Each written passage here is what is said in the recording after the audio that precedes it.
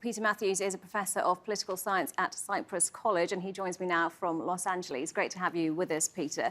So we've had a roll of honour of some kind of Democratic politicians. How is all this going down with Democrat potential voters, though?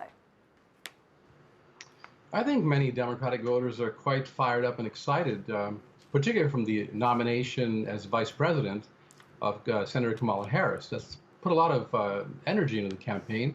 And then they showcased a wide diversity of people last night and the night before as well, from moderate Democrats to liberal to more progressive Democrats, and even a few Republicans that were there to show that there's a widespread consensus that the U.S. has to go back to its roots, to its ideas of democracy and working for regular people, and to get away from the chaos that's been going on in the last 4 years with the Trump administration leading the country.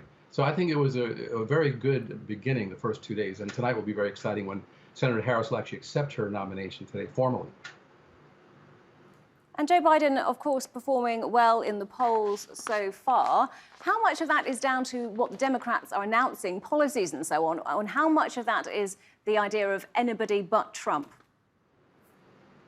I think it's both. I think the policies are very much strengthening the campaign, because Biden did incorporate some of the policies that Bernie Sanders and AOC on the left side of the Democratic Party were pushing very successfully, like Medicare for all was not accepted fully, but it was accepted in terms of the public option. Those kinds of things were made to bring in the left, and also the Green New Deal was talked about. AOC had a prominent position yesterday to nominate Bernie Sanders. They're trying to reach out to all wings of the party, especially the left and the right, left wing and the moderate wing. So I believe it's the policies, as well as the fact that people do want to return to what they call a normalcy, but basically a more sane way of doing things, a more measured way that would be constructive and productive and not so chaotic, especially with coronavirus and with the economy just tanking like it is due to coronavirus and the mishandling of it by this president.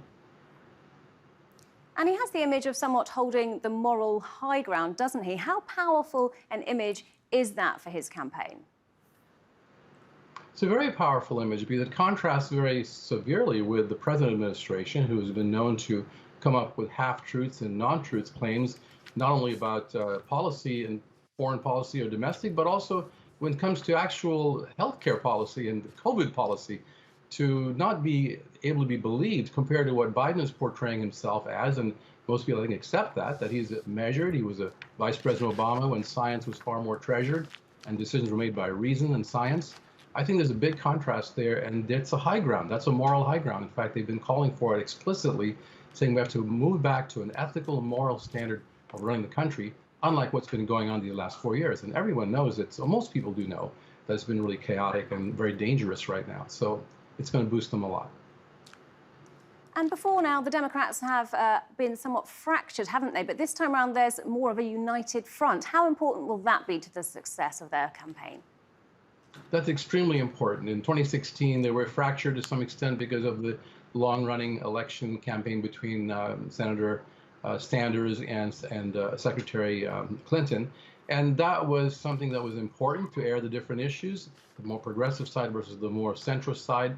But yet at the end, it came out to be that a lot of the Bernie people did not vote for Hillary Clinton, and in those close swing states, that was detrimental. In Michigan, Mr. President Trump only won, candidate Trump won by less than 0.5% of the vote.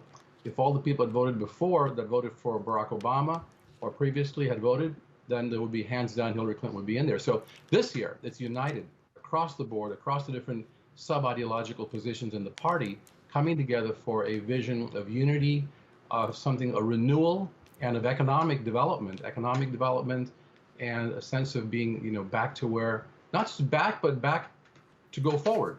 It's not just going back, because Biden has put forth some very good economic plans that were taken from the progressive side of the party as well, rebuilding America economically. So all of that's coming together for the party right now in their favor, and the polls are showing it. And you mentioned Senator Kamala Harris, who we'll be hearing from later. How pivotal will she be to the campaign, do you think? How much of an asset is she likely to be? She has already been a huge asset when she was picked by candidate Biden as vice presidential nominee. She's a big asset because she's bringing together an incredibly diverse ethnic background and certain progressive policy issues that she actually latched onto in her own campaign. She supported single-payer health care for a while. She certainly supports the Green New Deal. Those things are bringing in more the progressive side of the party under her.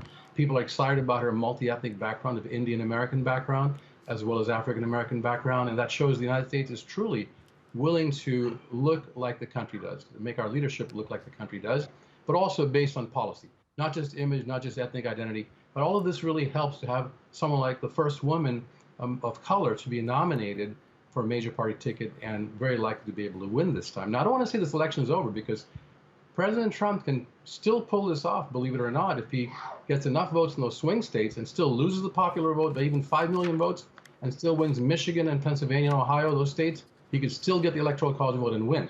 And that's what a lot of Democrats are concerned about, and they're trying to fire up the base to get out there and vote and bring in some new people, including some Republicans, to help out. OK, Peter Mathews from Cyprus College, thanks very much for being with us on the NewsHour.